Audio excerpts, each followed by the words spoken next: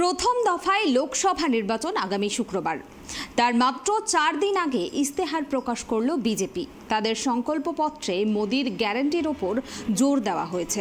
একই সঙ্গে মোদি দলের ইস্তেহারে মহিলা, যুব সম্প্রদায়, কৃষক এবং গরিব মানুষকে বিশেষ গুরুত্ব দিয়েছেন।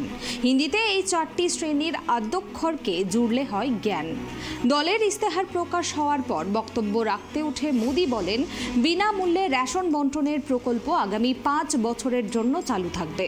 বিজেপি ক্ষমতায় ফিরলে পাইপলাইনের মাধ্যমে বাড়ি বাড়ি গ্যাস পৌঁছে যাবে বলেও জানান তিনি।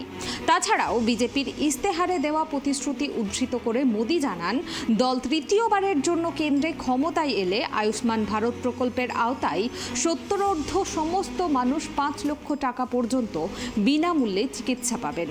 তিনি এও জানান যে প্রধানমন্ত্রী সূর্য ঘর প্রকল্পের আওতায় ফ্রি ইলেকট্রিসিটি স্কিম প্রকল্পে বিনামূল্যে বিদ্যুৎ পরিষেবা পাওয়ার পাশাপাশি বিদ্যুৎ বিক্রির সুযোগও থাকবে। মুদ্রা যোজনা প্রকল্পে ঋণ নেওয়ার সর্বোচ্চ সীমা 10 লক্ষ থেকে বাড়িয়ে 20 লক্ষ টাকা করার কথার প্রতিশ্রুতিও দিয়েছেন মোদি।